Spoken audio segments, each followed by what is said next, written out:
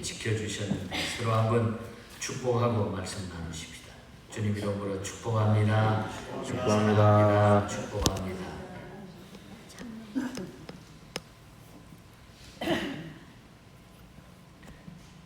시편 138편부터 145편까지 8편의 시는 다윗의 찬송시와 기도시를 한 곳에 모아놓은 그런 특별한 내용들입니다. 특별히 오늘 시작하는 138편은 하나님의 도우심 덕분에 당면했던 어려움을 이겨낸 다윗이 감사와 찬양을 하나님 앞에 올려드리는 내용입니다. 또한 하나님의 말씀이 세상에 널리 전파되므로 열방에 있는 모든 나라들이 함께 하나님을 찬양할 수 있게 되기를 소망하고 있습니다.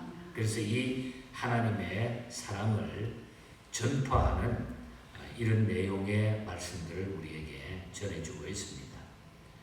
다윗은 사울에게 도망다니면서 하나님을 의지하고 바라보는 믿음이 더 강해졌고 하나님의 힘이 모든 나라에 미치고 있음을 체험하게 됐습니다. 때문에 그런 하나님께서 세상의 모든 왕들의 왕되심을 깨닫게 되고 감사하고 있는 이런 내용입니다. 이 시는 언약궤를 예루살렘으로 옮긴 후의 시로서 하나님께 감사 찬양을 아주 분명하게 드리고 있습니다. 자, 우리는 이렇게 이 말씀의 내용과 또 역사적인 배경을 생각을 하면서 우리도 하나님께 감사 찬양하기 위해서 어떻게 해야 할까? 여기에 초점을 맞추어서 오늘 하나님 앞에 감사와 찬양을 하기 위해서 우리가 어떻게 해야 되나? 어떤 내용들을 알고 또 우리의 마음의 자세가 어떻게 해야 되겠는가? 여기에 중심을 두고 오늘 말씀을 우리 자신들의 말씀으로 각자가 받을 수 있기를 바랍니다. 먼저 1절에서 3절까지의 내용을 보면은 하나님의 인자와 성실하심을 우리가 체험해야 된다고 하는 것입니다. 아멘. 하나님에 대한 분명한 체험이 우리에게 있어야 된다. 아멘. 인자하심과 성실하심을 체험해야 된다. 오늘 1절에 보면은 다윗은 내가 전심으로 주께 감사하며 신들 앞에서 주께 찬양하리이다. 아멘. 이렇게 다윗은 하나님을 찬양하면서 주의 성전을 향해 경배하고 예배하겠다. 그래서 2절에 보면은 내가 전심으로 주께 감사하면서 신들 앞에서 주께 찬양하는데 하나님을 찬양하면서 주의 성전에 나와 예배하겠다. 찬양하면서 아멘. 예배하겠다. 이렇게 고백을 하고 있습니다. 여기 주의 성전이란 하나님께서 그의 백성 가운데 함께 하신다고 하는 것을 상징하는 성막을 가리키고 있습니다. 이 성막에 대한 이야기는 우리가 출애굽기 23장, 25장, 29장 등등에 아주 자세하게 이 성막에 대한 이야기를 나타내고 그 당시에 이스라엘 백성들이 전부 성막 중심으로 모든 일들이 이루어졌던 것을 보여주고 있습니다. 이처럼 시인은 온전한 마음으로 하나님께 감사하고 찬양했을 뿐만 아니라 하나님의 임재의 상징적인 성전을 향해서 행동함으로써 그 감사와 찬양의 모든 것을 드리고 있는 것을 보게 됩니다. 자, 그러면은 하나님께 찬양한 이유가 무엇이었습니까? 시인은 오늘 하나님을 찬양해야 될 두 가지 이유를 들고 있습니다. 두 가지 이유를 말씀하고 있는데 먼저 2절에 보면은 하나님의 인자하심 때문이다. 2절 중반절에 보면은 하나님의 인자하심 때문이다. 이렇게 말씀하고 있습니다. 하나님의 은혜를 받은 자는 하나님의 인자하심을 깨닫습니다. 하나님의 은혜는 죄인에게 내려지시는 것이기 때문에 이것이 복음의 핵심이라는 거죠. 여러분. 하나님의 그 사랑, 이걸 우리가 깨닫지 못하면 하나님을 찬양할 수가 없어요.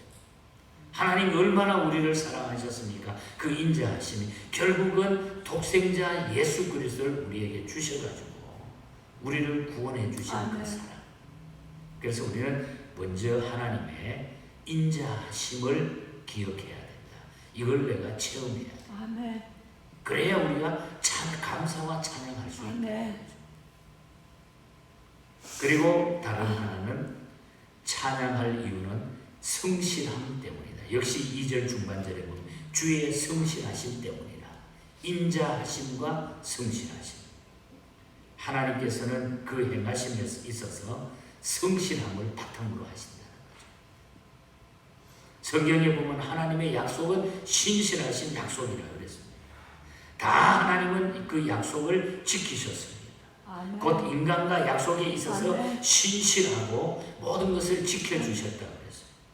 하나님의 구원 사역을 이루시는데도 하나님은 성실하셨고 우리의 모든 기도에도 성실하셨고 모든 일에도 하나님은 아멘. 성실하게 응답해 주셨다는 거예요. 그래서 시인은 이렇게 하나님의 인자하심과 성실하심 때문에 하나님을 찬양했다. 우리는 하나님께 감사와 기쁨으로 찬양해야 됩니다. 아멘. 아무리 아름다운 하음과 훌륭한 재능으로 찬양한다 할지라도 감사가 없다고 하면 그것은 찬양일 수가 없다는 얘기입니다. 아멘. 어젯밤에도 우리 본국에 있는 우리 동창들, 친구들, 목사님들이 한 7분, 10분이 카톡방을 만들어가지고 서로 이렇게 나누는데 대구 서문교회 목회하고 있는 우리 이상민 목사가 원래 보이스 성악을 전공해서 어제 자기 노래 부른 것을 카톡에 딱 올렸어요. 나이가 70이 다 돼가니까 옛날 같지 않아요, 목소리가. 그래서 이제 어떤 친구가 그 찬송을 듣고서 야, 이제는 목소리가 이상해졌다. 70이 되니까. 그러니까 그래서 또 우리 교수하고 있는 또 그 이기선 교수는 또 뭐라 그러냐, 야 55세밖에 안 돼 보인다. 뭐 이렇게.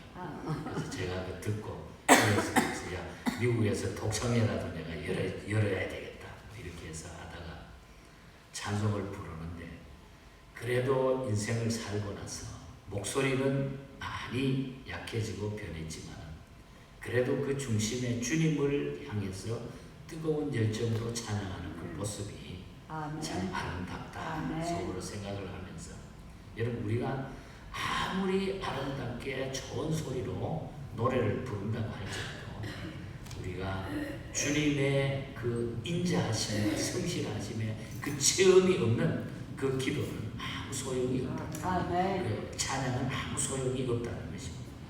그래서 찬양은 전적으로 기쁨의 표현이에요. 기쁨의 표현. 더 나아가서는 찬양은 하나님의 능력에 의지하는 것입니다. 아멘. 주께서 주의 말씀을 주의 모든 이름 위에 높게 하셨음이니라. 2절 하반절에 그랬잖아요. 주께서 주의 말씀을 주의 모든 이름 위에 높게 하셨다. 높게 하셨다. 시인의 이런 표현은 전적으로 하나님의 행하심에 근거하고 있다고 하는 그런 고백입니다. 우리 인간의 뜻과 의지로 하나님을 결코 찬양할 수가 없는 것입니다. 그래서 우리는 하나님의 인자하심과 성실하심을 내가 체험해야 돼. 아멘. 하나님의 그 사랑을 체험해야 돼. 아멘. 그래야 우리가 진정한 찬양을 할 수 있다는 거죠. 내가 그래서 1절에 보면 다윗은 뭐라고? 내가 전심으로 찬양한다. 아멘. 전심으로 찬양하며 감사합니다. 이 한마디 표현이 우리 가슴에 꽉 새겨져. 내가 전심으로 주를 찬송합니다. 이 믿음으로 승리하시기를 축복합니다. 아멘. 그 다음에 4절과 5절을 보면은 복음을 듣고 깨달아야 진정한 찬송이 나오게 됐습니다. 아멘. 시인은 바벨론을 포함한 모든 나라, 모든 왕들이 하나님 앞에 굴복하면서 하나님을 찬양하게 될 것이라 이렇게 고백을 하죠. 그 이유는 4절에 보면 여호와여 땅의 모든 왕들이 주께 감사할 것은 그들이 주의 입에 말씀을 들으며 모든 왕들이 주의 입에 말씀을 듣기 때문에 모든 백성, 모든 나라가 하나님을 찬양하게 될 것이다. 곧 땅의 여러분들이 모든 왕들이 하나님께 감사할 것은 하나님의 언약에 관하여 들었기 때문이라. 그 말씀을 들었기 때문에 찬양하게 될 것이다. 또 그들이 여호와의 도를 노래할 것은 여호와의 영광이 크심이니라. 5절에 보면 그렇게 말하고 있습니다. 땅의 모든 왕들이 하나님의 행하시는 일을 찬양할 것은 여호와의 크신 영광 때문이다. 그러니까 하나님께서 살아계심과 하나님의 역사하심을 바라보기 때문에 세상의 모든 사람들이 우리 하나님을 찬양하게 될 것이다. 그 복음을 듣기 때문에. 또 나가서 이 시인의 노래는 여기서 무엇을 우리에게 예언해 주고 있는가 하니 예수 그리스도께서 오심으로 이루어질 일을 예언한 것입니다. 이 말씀. 즉 예수 그리스도께서 오심으로 인해서 그 복음이 세계 열방으로 확산이 되고 이방인들이 구원을 얻고 모든 나라 열왕들이 자신들의 잘못을 깨닫고 하나님의 법을 따라 노래할 것을 말해주고 있다. 그러니까 예수님이 이 땅에 오셔서 그 예수님을 통해서 모든 나라가 구원받고 그 복음을 들음으로 말미암아 하나님의 구원의 역사가 나타난다는 거죠. 이렇게 하나님께서는 땅의 열왕들뿐만 아니라 이스라엘과 온 세상 만민이 하나님의 크신 영광을 알도록 복음을 주셨다. 예수 그리스도를 주셨다는 것입니다. 그러므로 우리는 이 복음을 내가 깨달아야 되지만 내가 깨달은 이 복음을 다른 사람이 알 수 있도록 이것을 전해야 돼. 이것을 위해서 지금까지 우리를 이 땅에 남겨두신 것이다. 성도의 본분이 바로 여기 있다는 것입니다. 내가 정말 복음으로 뜨겁게 그 복음을 통해서 내가 구원받고 하나님의 사랑을 알게 됐다고 하면은 이 복음을 전하지 못하면 아무 힘이 없다는 거죠. 하나님의 크신 영광을 많은 사람들에게 전할 때에 우리는 진정한 찬양을 부를 수가 있고 감사가 나오게 되어 있다. 이런 체험들이 없으면 우리가 정말 주님을 찬송하고 감사하는 마음이 없다는 거죠. 그래서 우리가 복음을 듣고 깨닫는 지혜, 그리고 이 복음을 전하는 내 삶의 바운더리가 중요하다는 거예요. 그래서 우리는 이 하나님의 성실하심과 진실하심을 알고 이 복음을 깨닫고 이 복음을 나가 전할 수 있는 이런 자가 되시기를 축복합니다. 그럴 때 우리는 정말 기쁨과 감사가 차고 넘치게 된다.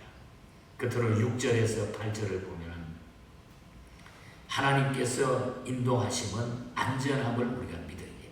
하나님이 인도해 주시는 것은 다 안전하다 하는 것을 믿으면 돼. 그걸 믿어야 된다. 그래서 6절에 보면 여호와께서 높이 계셔도 낮은 자를 굽어 살피시며 멀리에서도 교만한 자를 아시나이다.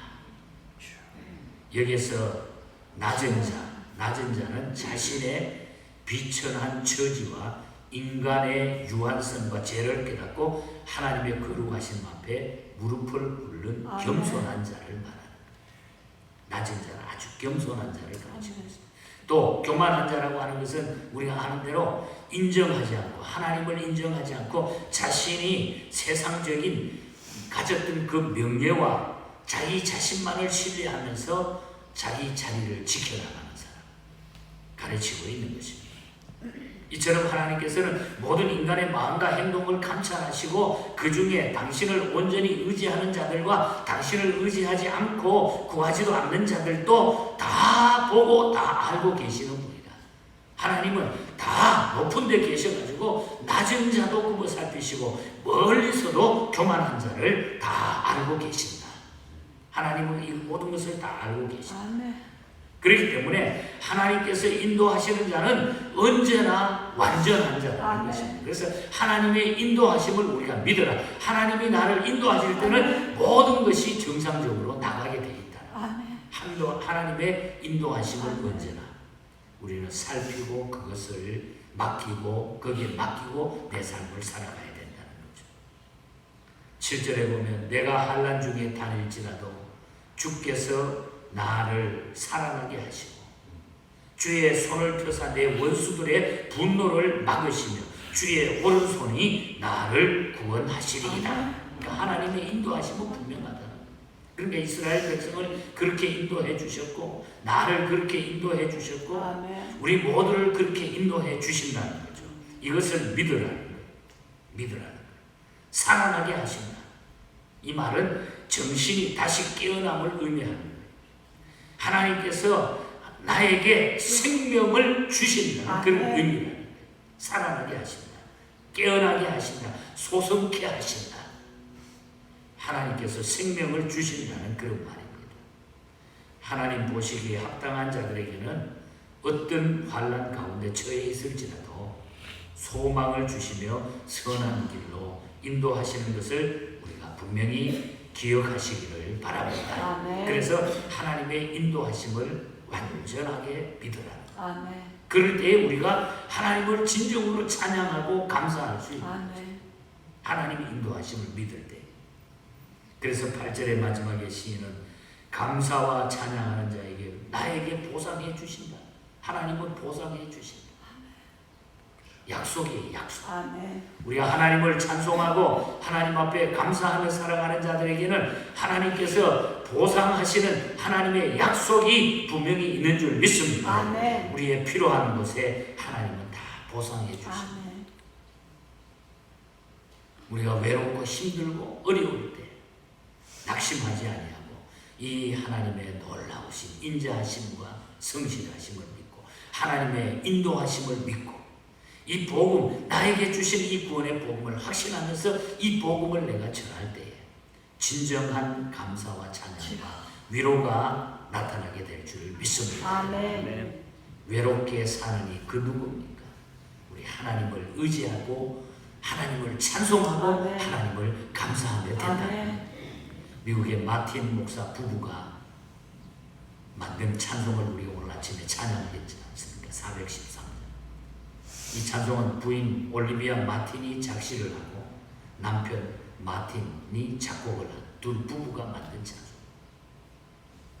외롭게 사는 자, 외로움으로 힘들어하는 사람에게 예수님을 의지하고 믿고 찬양하라. 그 믿고 확신하는 자에게는 하나님의 이 위로가 차고 넘친다. 아멘. 고독은 하나님과의 관계가 회복될 때에 치유된다는 사실을 메시지에 담고 있습니다. 아무리 힘들어도 하나님과의 관계가 내가 회복이 되어버리면 모든 것이 다 치유가 된다. 아멘. 그 하나님의 사랑을 기억하라는 거죠. 외롭게 사느니 그 누군가 마음 아파 헤매는 그대로다. 십자가 형틀에 너 위에 상하신 하나님 독생자 왜 잊었나. 외로워 우느니 그 누군가 친구를 잃으니 그대로다. 모두 널 버려도 내 죄를 속하신 주 예수 참